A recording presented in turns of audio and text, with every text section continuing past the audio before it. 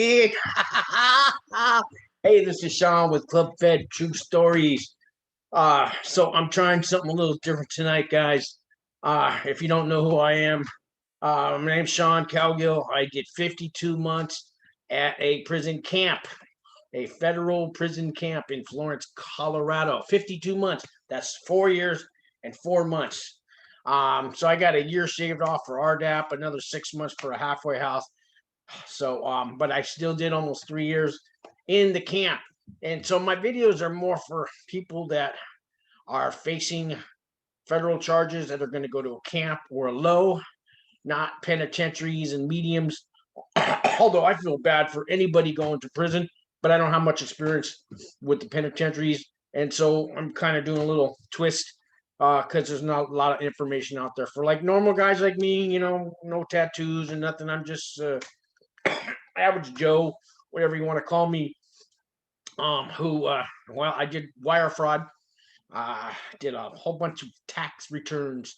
I did it for homeless guys and tweakers and drug addicts, and they lined up, and I owe the government $1.7 million now. So that's not what I made, that's what I got them. Now the government's making me pay it all back. So good luck, get in line. They took everything from me and went to prison, and I think I learned my lesson, and yeah, I'm trying to be a productive member of society now, and I think I got prison reform, and it did turn my life around. So I'm 56 years old, and growing up, I watched all kinds of prison movies, and always wondered what prison was going to be like, and be careful what you wish for. God, but it's over. When you get out of the feds, guys, they put you on probation. It's usually 3 years, which is what I got. I got out about a year ago. This will be my first Christmas out of prison. I got 2 more years left on federal probation. I got a whole bunch of people giving me calls now and leaving me comments. I appreciate it. I broke over 200 subscribers today, and it hasn't even been 2 months with these videos. So I got a bunch of movie clips, and I'm going to talk about these movie clips and, comparing them prison camp, and you know what I mean? So, so here's a clip from a movie. And before I got sentenced, man, if you're going through it, I was on pretrial 4 years and not knowing how much time you're going to get. If you're going to get probation, you're going to get a year, you're going to go to a camp, are they going to put you to the pen? Can you get a halfway house? Can I get home confinement? You don't know how much time you're going to get, and they just drag it on and drag it on, and your lawyer tells you this, and I mean, it's scary. Well, here's what I was thinking was going to happen at my sentencing. You might as well have set fire to the Pentagon. Will the defendants rise? Considering all the facts and arguments presented by both counsel, and after careful deliberation, I find the defendants guilty as charged. Do you wish to waive the right to a pre-sentence hearing? No. Yes, Your Honor. Taking into account the severe and ruthless nature of this crime and the bleak prospects for your rehabilitation, I hereby sentence you to serve 125 years in the custody of the Commissioner of the Department of Corrections. Wait, no, wait. No, sit. You know, we didn't do it. There's a misunderstanding. We didn't do it. We didn't. Yeah, everybody's innocent. 125 years. Oh, I mean, it could happen. It could happen. When I got the 52 months, it was such a relief. I was such a relief. It really, the weight was lifted off my shoulders. Now I can move forward in life. You know what I mean? And it's funny how they think they're innocent. I mean, everybody's innocent. Here's a little clip about people thinking innocent people in prison. He didn't do it. The lawyer fucked me. I know many times I heard that. I'm telling you guys, if you're on pretrial, I do not recommend hiring a high-priced lawyer. The federal court-appointed lawyers work for you. The federal, when it comes to the feds, they don't make deals like they do in state. Okay, they just don't. The Fed's got a 96.4, prosecution rate. I mean, when you're indicted by the feds, I'm sorry, guy, you're going to prison. Very few people get probation. You gotta, if you steal a penny, you know, um, the average time in a camp is about 5 years, maybe 3. Those guys in there, they get exactly 10. Some guys get 15, and then they go to a low for 5 years, and then the last 10 they go to a camp. But I saw one guy. I was in line for chow, and he was a new guy, and we said, because in camp you don't really ask what the charge is, but it's okay to ask how much time you got. And I said, how much time you got? And he goes, 60. I go, oh, 5 years on. And he goes, no, 60 days. I go, 60 days? I never heard of that. He got a DUI for driving through a park. I think he was driving through Yellowstone Park, drinking and driving. They made him do 60 days. When you go to the pens and the penitentiaries and mediums, I understand you don't even ask how much time you got, because guys got life, 30 years. They don't. You just don't ask. And if you tell them, I told them I got 52 months in the pen, man, that's chump change. So you don't want to offend them, So, but in the camp, it's okay to ask that. So, and I always had these fears. Like, here's another clip from a movie. Like, when you do go to prison, what it's going to be like. So I got the self-surrender. I was out on a bond, and I didn't put up no money. The feds let me sign this piece of paper, and they said it's $50,000, and if you don't show up for court, we will find you, and if it takes the rest of your life, we will get that $50,000 back from you. So I got to self-surrender. Some guys aren't so lucky, and they got to do their time in a little detention center in a county jail, and then when they get sentenced, they go to Con Air and they get shackled, and they're on a bus, and they go to Oklahoma City, and then they're there for another month or two. And this is what that's like.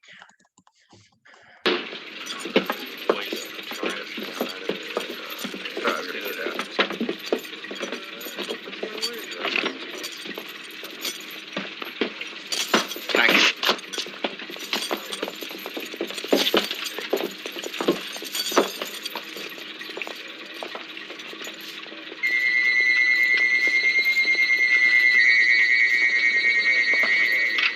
Chilling. It's frighteningly real. It's almost surrealistic. Cold. Will you shut up, man? At least till we get out of this mess you got us into. Let's go! You know what? He said it's surreal. When I walked into that prison camp, even though it was no fences, and you can leave anytime you want, but it's surreal. You're walking through. I'm actually here. I'm in prison. It's just like this guy. Here's how I felt. Harry. What? We're in prison. Oh, God damn, man. Welcome to the real world. Not a minute too soon, I might add. Now brace up. Be strong.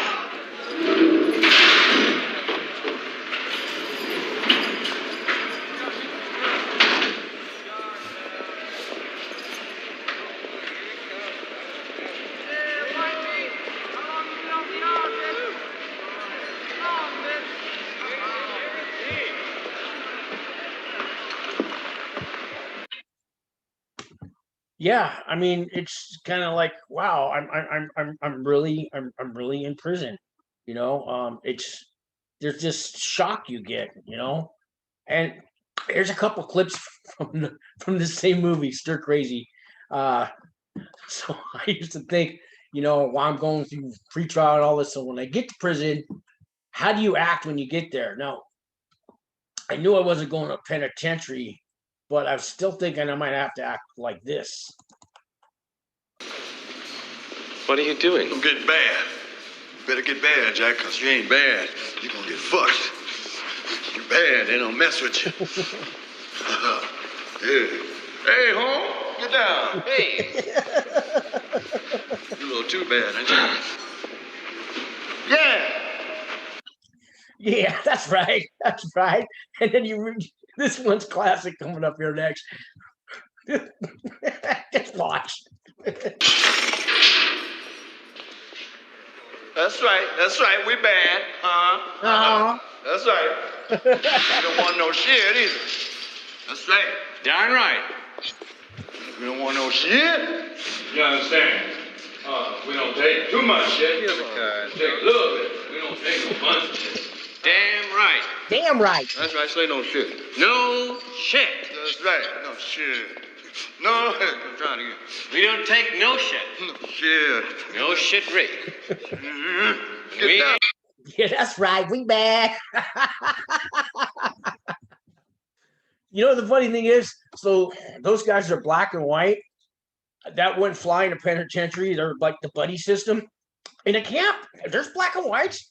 You know, I've seen it. They didn't even sleep together. And we had a father and son that got sentenced from, they were from South Korea, right? And the father didn't even speak English, and I kind of helped him speak English over the years I was there. But it was a father and son, and they put him in the same cubicle. And the father was, like 65, maybe 70 years old. The son was 30. And and they got to stay together. The son got out before the father did. And I watched over his dad for him, real good guys. So, there's this whole prison reform thing going on and programs and all that. And when you get to prison, like there's the warden. So I got some clips about wardens and rules in prison, So here's one from Escape from Alcatraz. Okay, here's a clip.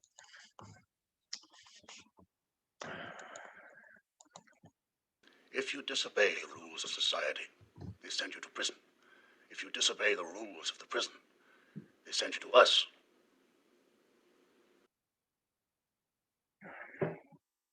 Alcatraz is not like any other prison in the United States. Here, every inmate is confined alone to an individual cell. Unlike my predecessors, Wardens Johnson and Blackwell, I don't have good conduct programs. I do not have inmate councils. Inmates here have no say in what they do. They do as they're told. You're not permitted to have newspapers or magazines carrying news. Knowledge of the outside world is what we tell you. From this day on, your world will be everything that happens in this building. You will shave once a day. Yeah, that's right. From this point on, your whole world changes. So all those rules he had at Alcatraz. So I got a video called I Went on the Run. So I missed a court date.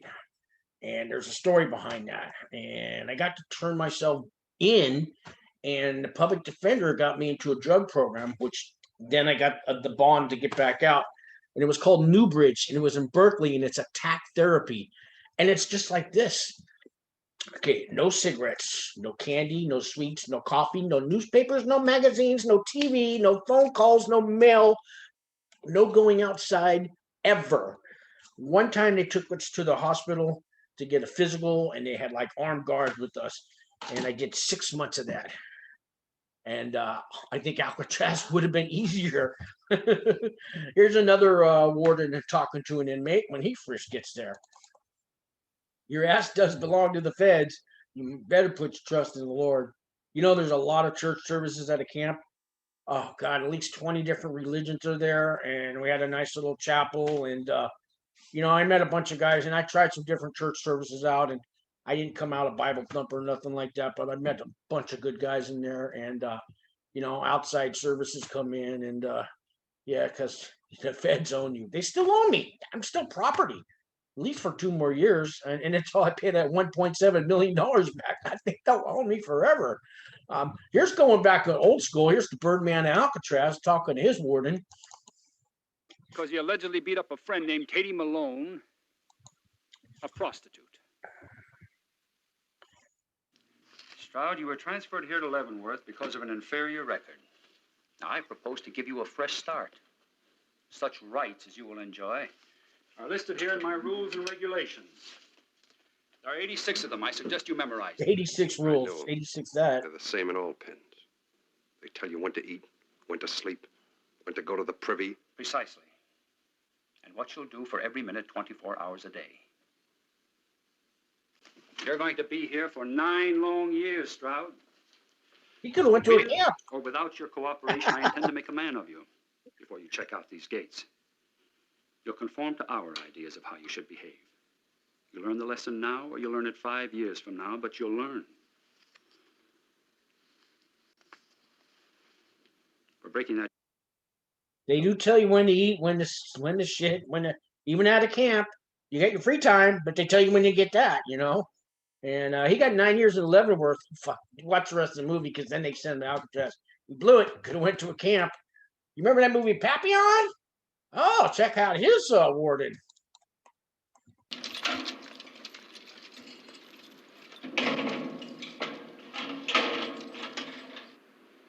The rule here is total silence. We make no pretense at rehabilitation here. We're not priests, we're processors. A meat packer processes live animals into edible ones. We process dangerous men into harmless ones. This we accomplish by breaking you. Breaking you physically, spiritually, and here. Strange things happen to the head here. Put all hope out of your mind and masturbate as little as possible. It drains the strength. That's all taken away. Did you catch that? And masturbate as little as possible. That was a brutal prison he went to too. Here's the last little clip about meeting the warden. Here's Gene Wilder and Richard Pryor again. Inmates 65984 and 65985. The New Yorkers. How do you do, sir? Very nice to meet you. Harry and I would like to touch... I think I can speak for Harry. Would like to touch... Harry's a little nervous.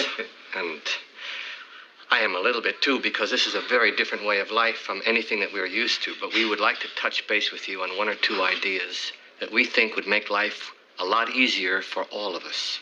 Do we have to listen to this? I'm sorry, were you in the middle of something? No, Mr. Wilson just doesn't feel the same need to be hospitable to our out-of-town guests as I do. Get on the bull. What a nice warden. These movies, man. I grew up watching this stuff. Hey, I'm going to tell you, we had a really pretty good warden.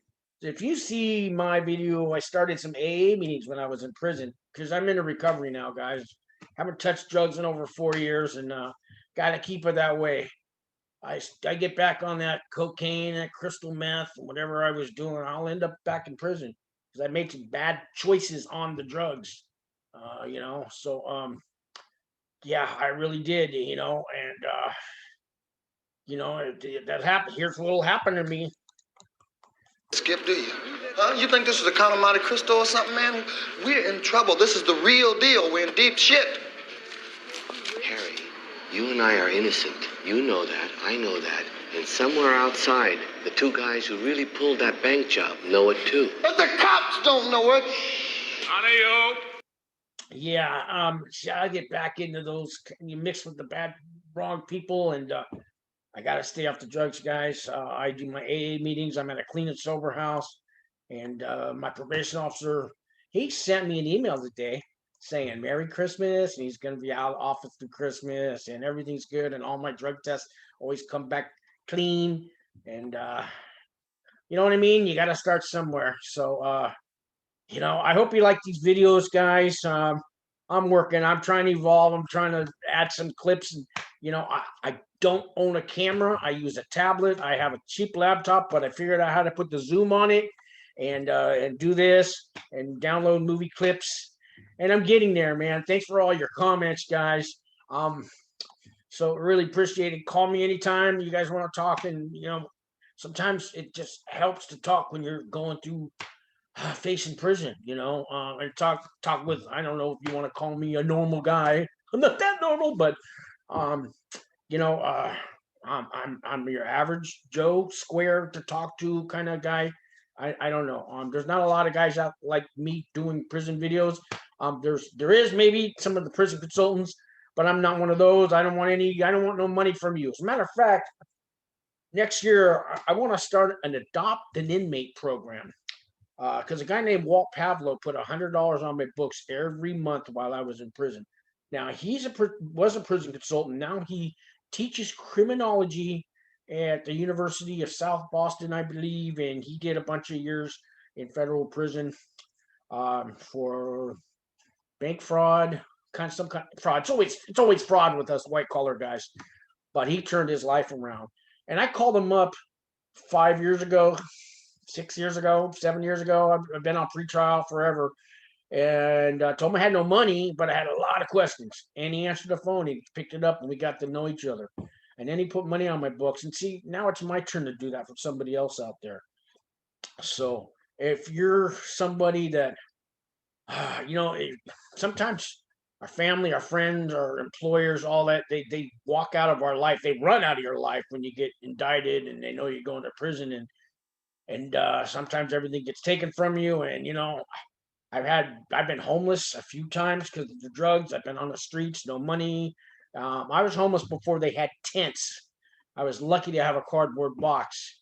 And, and I got off the drugs and got good jobs and built my life up and ruined it all again with drugs. And now I'm back rebuilding 4 years plus on the clean side. 3 of it I got in prison the hard way, but the last year I earned.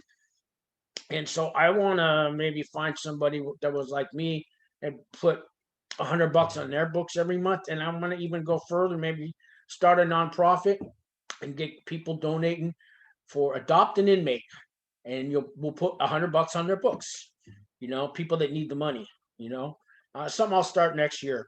So I'm going to end this with a little clip. This is, I just did this the other day, but here's the words. This word you don't ever want to use in prison. I'm going to leave you with this. Thanks a lot, guys. Subscribe, hit the like button, send me a comment, okay? Bitch! I'll Hitler, bitch! I made you my bitch! Little bitch. Where's my money, bitch? Where's my money, bitch? Yeah, bitch! Yes, bitch.